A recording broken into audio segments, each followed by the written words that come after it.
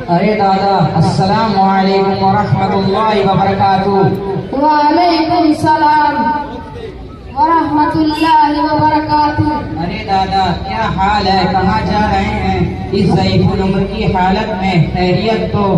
हाँ दादा, ठीक है, ठाक है, बस जवन कट जाए जैसे तैसे। अब हमने का बाबू एक पैर केला के छिलके पर, दूसरा कबर में जब पे ना फिसल जाए। और एक तो इजाड़ा का इतना सीपा पड़ा था कि पूछा जी, जितना कंबल रजाई ओढ़ ला लेकिन सिकुड़ा आम की नहीं हो जावा जाती। और बाबू पुरनियन की मसल सही है, लड़कन का तो छुईबे नहीं जवनके के लगे पाही, बुढ़वन का तो छोड़बे नहीं चाहे कौनो ओढ़े रजाई। हाँ दादा, ये बात आपने सही फरमाई।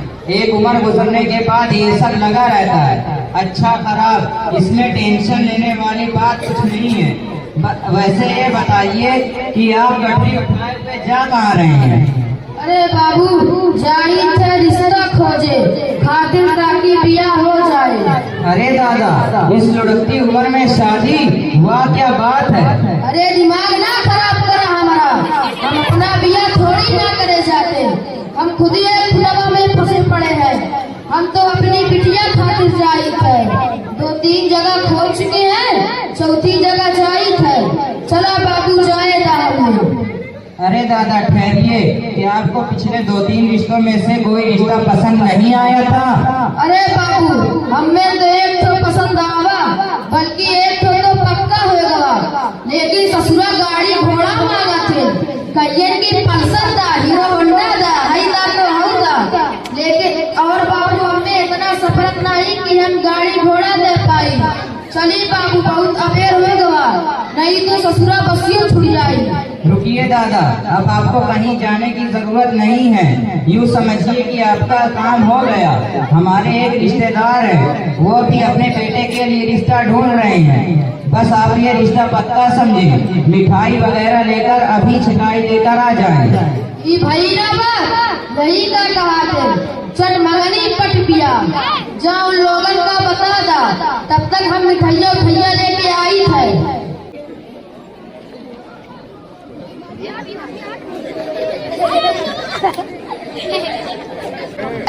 हाँ जल्दी जल्दी भागा थे, कल्ले कल्ले चल। अरे दादा, कहाँ जाते आप? गाय लेके जाई थे। अरे दादा, घंटा मिठाई लेके कहाँ जाते आप? गाय लेके जाई थे।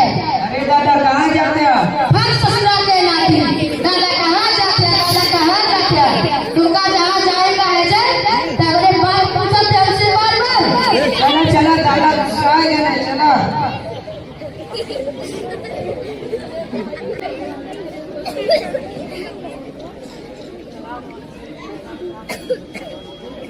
अस्सलाम वालेकुम वरहमतुल्लाहि वबरकातुहू। और दादा कहाँ जा रहे हैं? वालेकुम सलाम। और मुफ्ती साहब क्या हाल है? ठीक है, अपनी बतावा।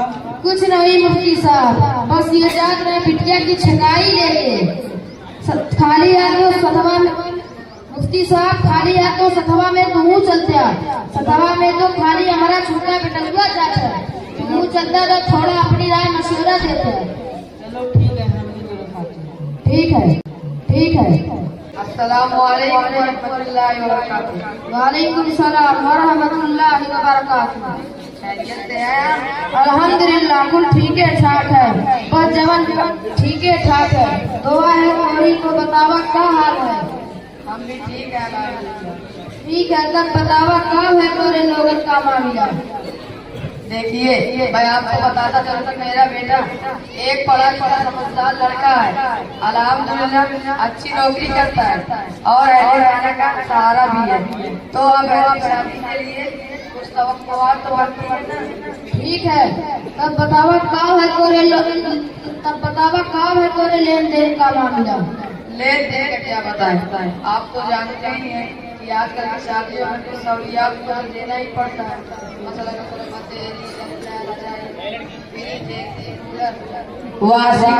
गैस, सिलाई वाली, छोटी पेटी, बड़ी पेटी, अलमारी, सोफा सेट, खाना सेट, पानी सेट, चाय से वगैरह सारी चीजें ये सब तो देते ही हैं, अब इसमें क्या लेते हैं? देखा हो आमतौर पर जबल दिया जाते। अरे अल्लाह हो अल्लाह, एका तो हम कहीं से कर्जा अर्जा लेके इंतजाम कर देबे। अरे अल्लाह हो अल्लाह, ये तो ऐसा लगा था कि दहजवा के समनवा से अपना खुद का एक दुकान डलिया खोले का इरादा है। अरे भाई ये आम चीजें तो सब लेते हैं, और तो और हमने जहाँ कहीं भी चीजें देखे हैं वहाँ से गाड़ी भी क्या देखी, कहीं से सेंसर, अरे भाई पल्सर, कहीं से सुपर सिलेंडर, अरे भाई सुपर स्प्लेंडर। कहीं से गाड़ी का नाम लेवे उतना चले गाड़ी मांगे। देखा हो आमतौर पर डबल दिया जाते, ओका तो हम कहीं से कर्जा अर्जा लेके इंतजाम कर दे पाए, और रही बात गड़िया भी तो हम ना दे पाई। हम गरीब मनाई आदमी कुल कहाँ से ला पाई। तब तो हमारा लड़का तो बगैर गाड़ी के मानेगा ही नहीं। अब का अब्बू लड़की चाहे जैसी हो, लेकिन मुझे गाड़ी जरूर चाहिए। अब का करी, गड़ियों दे दे कहीं से कुछ बेच बाच के। अच्छा ही बतावा कितनी बारात लावे का मूड है तोरा? कम से कम 2.5। अरे भाई इतनी बारात लावे का जरूरत है? कल लगता तो हम का परेशानी कम हो जाती। देखिए इतनी बारात तो लोग लाते ही हैं, हमने तो सोचा था 300-350, लेकिन फिर अब आपकी ये हालत देखकर फिर हमने अपना इरादा बदल लिया। बस करो, आप लोगों को इतनी देर से सुन रहा हूँ। आप जैसे लोगों ने निकाह जैसा सहूलत के काम को कितना कठिन और मुश्किल बना दिया है। आप जैसे लोगों की वजह से बेचारे गरीब और मिस्कीन की बेटी की शादी नहीं हो पा रही है। आप जैसे लोगों से दहेज जैसी घटिया चीज पर जोरों खरोश की तरफ की वजह से जिंदगी भर वो कुंवारी रह जाती है। ये कैसा इंसाफ है? लड़की के वालिदैन अपनी जमा पूंजी और जिंदगी भर की कमाई एक ऐसे रकम के लिए कुर्बान करें जो शरई तौर पर ना फर्ज है ना लाजिम। आप सल्लल्लाहु अलैहि वसल्लम ने इरशाद फरमाया, औरत से निकाह 4 चीजों की बुनियाद पर किया जाता है, उसके माल, हस्बो नसब, खूबसूरती और दीन। तुम दीनदार औरत को तरजीह दो, तुम्हारे लिए भला होगा।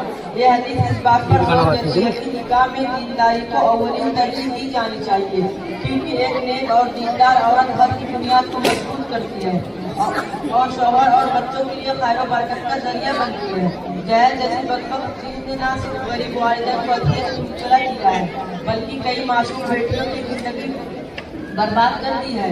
और कितने घराने ऐसे जो उस दहेज ना दे सकने की वजह से अपनी बेटियों की शादी नहीं कर पाती, और कितनी बहुएं ऐसी हैं जो उस दहेज की ताना सहते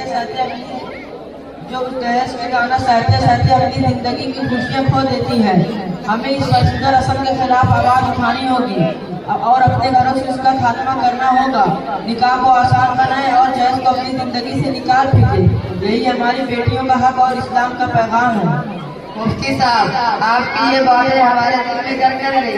हमें अपने आप पर बहुत शर्मिंदगी महसूस हो रही है। आपने हमारे आप पर बड़े पर्दे से को हटा दिया, आपका बहुत बहुत शुक्रिया। और भाई साहब, हम अपने लड़के का निकाह अपनी बेटी से कराएंगे, और दहेज वगैरह हमें कुछ नहीं चाहिए, हमें सिर्फ एक बेटी चाहिए।